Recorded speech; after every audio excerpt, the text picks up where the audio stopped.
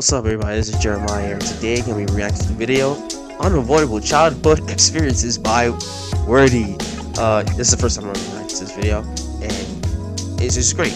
Well, according to the topic, man, yeah, there's some childhood experiences that it's just canon development. It's canon development, you know, it's canon development, and it just, you know, keep on going, not keep on going, but it makes you a better person in the process. Well, some does, some kind of doesn't, but overall, you can't avoid it. Just like there's gonna be avoidable adulthood experiences. It's gonna be some child experiences that it wasn't avoidable. So even I had some. So everybody did. So without further ado, let's react to the video. Unavoidable childhood experiences. There's some things that happen in life that have to be a canon experience for everybody. Some Absolutely. are good, some are bad, and, well, some of them just have to happen in order to build character. Now, let's first start with getting punished or getting grounded by your parents. Now, I've never really... I got grounded before, and punished too. Well, not punished, I don't know, but I got grounded as well. I got grounded. Really been grounded to the point where I was stuck in my room and I had nothing to do, but I would definitely have my consoles taken away and stuff whenever I just decide to tweak out for some reason. The worst I've ever been punished, though, is one time I went to my friend's house, and for whatever reason, I was just tweaking out that day. I was not having a good day. We were playing Mario 3D World for the Wii U. I think I got mad at my brother for something, and then he got mad at me. We had a whole back and forth. And then my friends got involved. My friend's mom steps into the room, and I was not expecting this. I'm not gonna lie. She was like, "Birdie Duckalo." She said something along the lines of like, "Oh, this is unacceptable behavior. I'm telling your mom, and you're going home." My mom came to pick up me and my brother, and it was dead silent in the car. Not a single word was spoken. I sit down in the living room with my mom, and she gave me a whole speech. "That is not how you behave, blah, blah, blah. I'm taking away your DS, your Wii, your iPad, whatever other device." Not the DS. And I was already like, "No, please, no." Like, I thought that was the end of the world. Dude, you could have got a belt to the ass. That could have been a lot worse. Don't say that. It's PTSD. Don't say. That's PTSD, man. It's PTSD. Like, I don't know why I was complaining. And after that, she said, "I'm taking them away for as long as I want to. I'm gonna wait until you show me that you're sorry and that you learned from your mistake." And I was already sitting there having a withdrawal from no Wii U or whatever it was. And I was trying to bullshit my way through it like, I already learned. Like, no, you didn't, bro. It's been 1 hour. You didn't learn shit. So I took time to reflect on my actions. And I think after about like a week or two, I finally got my shit back. But yeah, moral of the story, don't be a dumbass like me. But now we have all gotten the dreaded, the one and only buzz cut. Now, Yep. Every single time when I was a child, shave it all off. It was crisp though. The hairline and everything was great, but just yeah, it gets. Oh, jeez, man. It really is. I think I stopped gotten the buzz cut until like I was maybe 13 or 14 years old. But before then, it's just shave everything off. Like through like first grade all the way to like 8th, or yeah, from 1st to 8th. As soon as I got into high school, I think I didn't get the buzz cut no more. But in middle school, in elementary school, common thing. Me and my brother, common. growing up, I 100% had bad haircuts. Definitely. How Not bad really was to it? me. Was it never show your face again bad, or was it just an average bad haircut? And one time Never had a in bad haircut particular, before in this my was life. like a never show your face again type of haircut. And I go in, and we'll just call this place Speedy Cuts. You go in, you get your haircut in 5 minutes, and you're out. So obviously, sometimes they're gonna mess up. And one time when this dude was cutting my hair, you know how on the sides you get it a little bit lower than like the actual top of your head? Yeah, this dude used the same blade that he used on the sides throughout my entire head. So I just walked out looking like Caillou. And I was already devastated, but it gets much worse, all right? Let's just say when I saw my friends for the first time, they did not hold back. That's all I'm gonna say. Now we got a friend moving away. Some of you may not have experienced this one, but I'm pretty sure this has got to be canon for most of us. Now, one of my best friends throughout early elementary school, dude moved away when I was in like 5th grade. But it wasn't too far away to the point where I couldn't see him again. I did see him one time after that. He did pull back up for Halloween, which was cool. But then after that, I never saw him again. And when he moved, like, I was really sad when that shit happened. Like, when those dreaded words hit you, like, I'm moving. Oh, it's over. Especially if that person was, like, really close to you. That shit's gonna hit you like a truck. But at least nowadays, there's more methods to stay in contact with the person. But I hope wherever he is out in the world, I hope he's doing great. Now, if you got siblings, okay, this one definitely has happened. Sibling fights. Yes.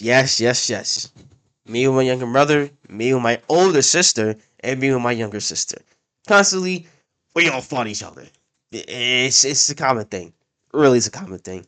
There was at least one that did not end well. Now, me and my brother rarely fought, but when we did, shit did not end well. We were just sitting in our room chilling one time, and for whatever reason, I just got the thought to bite him. I don't know why. Like, I don't know what was wrong with me. I mean, I was like 5 years old, so obviously I was gonna do some stupid shit. After that, it breaks into a fight, and he just starts slapping me as many times as he can. And I definitely deserved it. Oh, 100%, because... What's up, everybody? Enjoying the video? That's great. Make sure to like, comment, subscribe, and turn on notifications so when you know I upload another video. Also, tune into the live streams. We're live on YouTube, Twitch, and Kick. So pull up on either one of them that seems fit for you. Without further ado, let's get back into the video. I was being a little shit, even though I was reading the No David books. I was behaving like David, which makes no sense. So after that, we were just both put in timeout. We had to sit there and, I don't know, think about our actions. But it was just me that had to think about my actions, bro. Like, I bit him for some reason. What the hell was that about? Okay, now we got being scared of the dark. Now, the dark was one of my prime fears. Putting me up against the dark was like putting me up against, I don't know, prime Mike Tyson. So it was not gonna end well. But yeah, I was afraid of the dark mainly just because of what was in the dark. And obviously it was nothing. Like, why the hell would there be anything? But yeah, I was so scared of the dark that sometimes I'd have a night light on, sometimes I have my closet light on. I don't know how. Yeah, I agree with you. Sometimes I just turn we have a TV in so when I was it was when I was younger, it was just that because I didn't like the dark, so we just popped on the TV and then let it go and let it run all night because I used to sleep in the dark and then look at stuff and then like creepy stuff that which really isn't creepy stuff at all. It's just closed.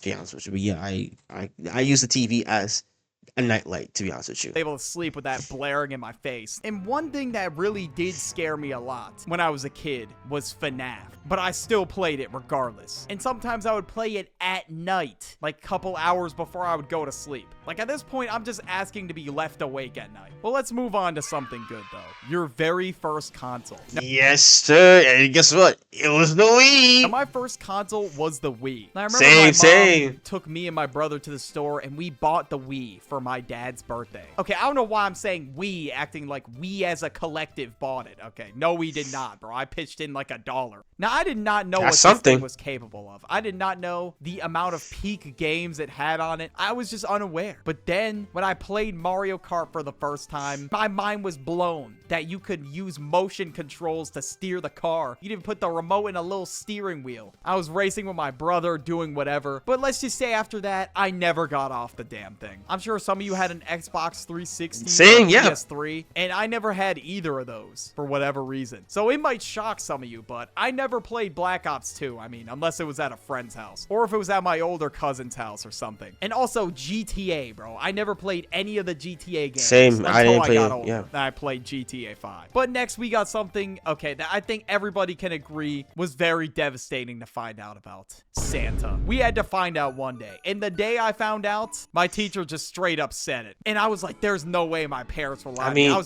he's based on Saint Nick, so I mean, but sure, why not?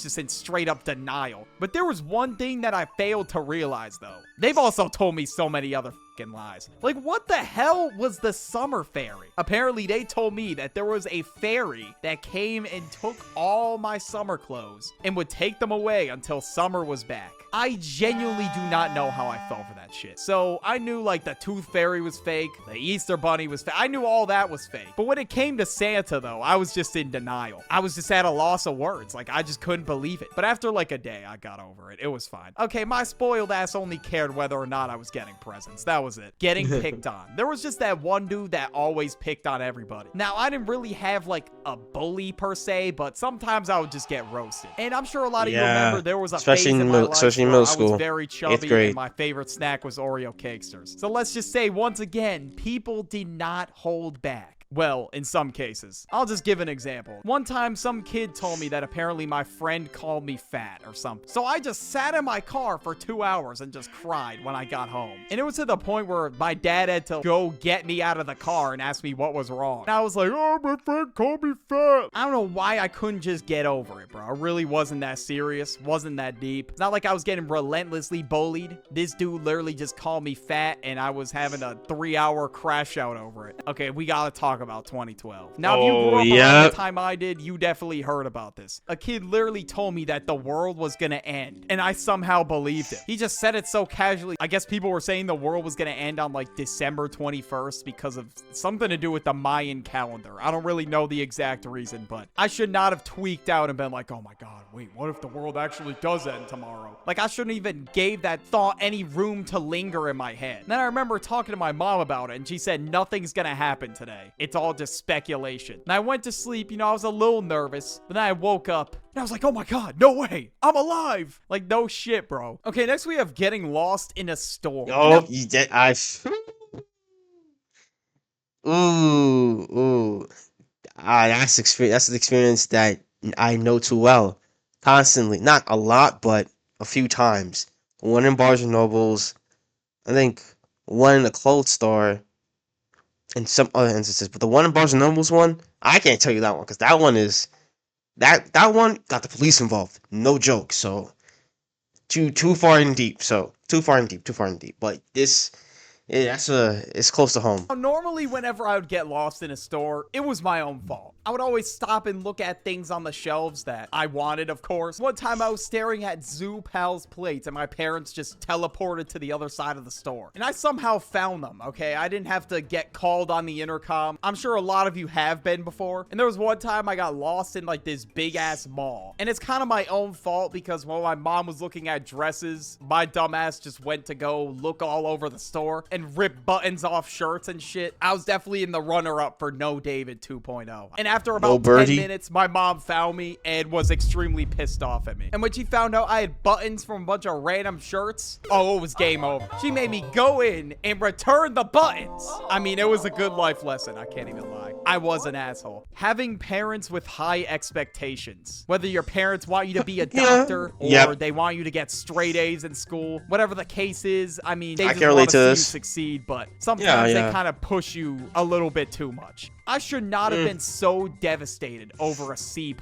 but I was. Like, I genuinely was trying not to cry. Like, that's how bad it was. At least it was not only A's, but, you know, it was B's or above or you're cooked. It wasn't that I was really cooked, per se, but they just wouldn't be very happy with me. So, I did have to try hard a little bit in school in order to meet that expectation, but it is what it is, though. It kind of gave me the work ethic to be able to survive in college, so in the grand scheme of things, it did help me. But yeah, watch this video about canon events, just in general, or shout outs to Birdie, man. Shout outs to Birdie, man.